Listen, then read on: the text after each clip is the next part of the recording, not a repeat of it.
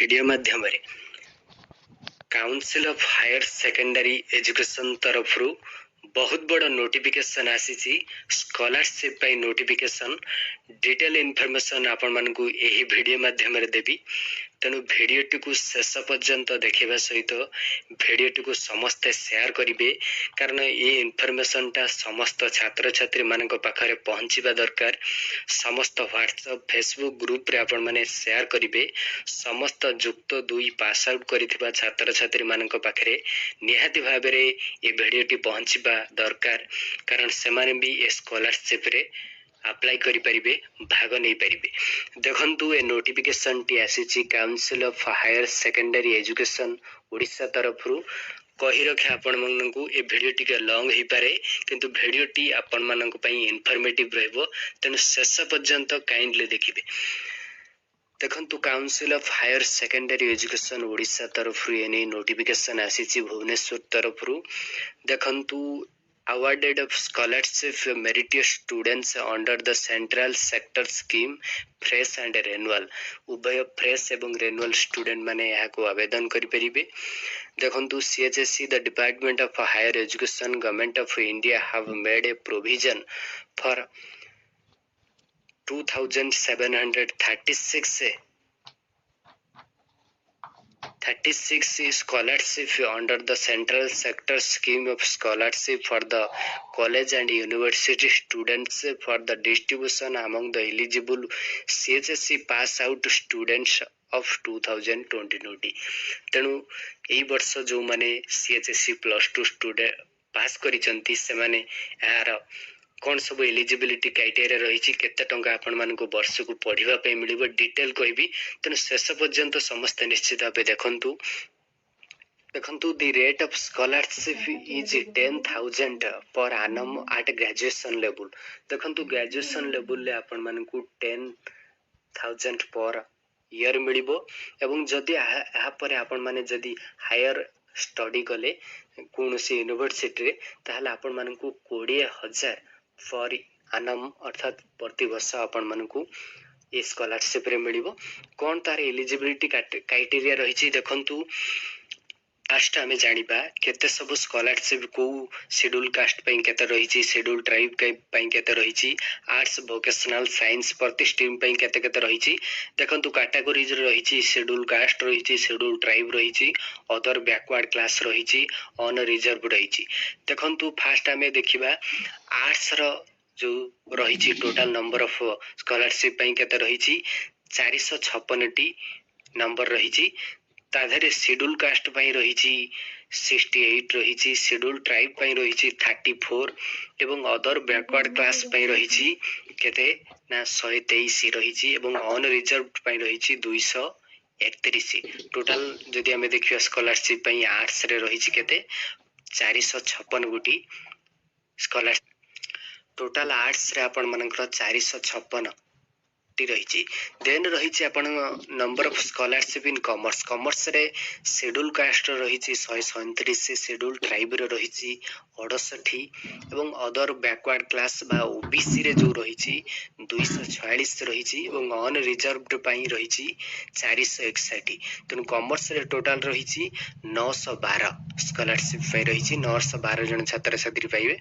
तेनु number of scholarship in science रे सबुठ अधिक रही जहाँ कि हूँ 1368 रही शेड्यूल कास्ट पई रही 205 शेड्यूल ट्राइब पई रही 103 एवं ओबीसी अदर बैकवर्ड क्लास पई रही 369 एवं अन रिजर्व स्टूडेंट मानन पई रही 691 तेणु टोटल स्कॉलरशिप केते साइंस रो रही 1368 रही। देखंतु आ कोन रही इंक्लूडिंग बॉयज 50% गर्ल 50% तेणु आपण माने जदी +2 रे 50% मार्क रखिचंती यहाँ को आवेदन करि परिबे। In each category physical handicapped 50% सेमन को रिलैक्सेशन मिलुची सेमन 45% हबो। Name of scholarship central sector scheme of scholarship for the college and university students. Name of scholarship कोन होची central sector scheme of scholarship for college and university students eligibility criteria and guideline कौन सब eligibility रही देखिबा for the detail information please visit website nsp www.scholarship.gov.in detail information पाइबा पई अपन माने www.scholarship.gov.in को विजिट करि परिबे एरे रही ए student who are in the top 20th percentile of successful candidate in the annual higher secondary examination 2020 conducted by the CHSE Odisha as a regular candidate are eligible to apply to national scholarship portal www.scholarship.gov.in देखंतु एथेरे केवल कहा जायछि जे regular student से मान ही आवेदन करि परिबे x regular पिला माने आवेदन करि परिबेनी तेणु जो माने आवेदन करिवे से मानकर 50% मार्क रही दरकार देखंतु यार जो ऑफिशियल वेबसाइट रहबो www.scholarship.gov.in तापर कोई student pursuing higher education through the distance mode or correspondence course and diploma course are not eligible to apply this scholarship तेणु जो माने भी डिस्टेंस एजुकेशन करिवे कि कॉरेस्पोंडेंस एजुकेशन कोर्स करिवे कि डिप्लोमा कोर्स करिवे सेमानकु ए स्कॉलरशिप रे से माने आवेदन करि परिबे नहीं से माने एलिजिबल नो केवल रेगुलर स्टूडेंट जो माने रेगुलर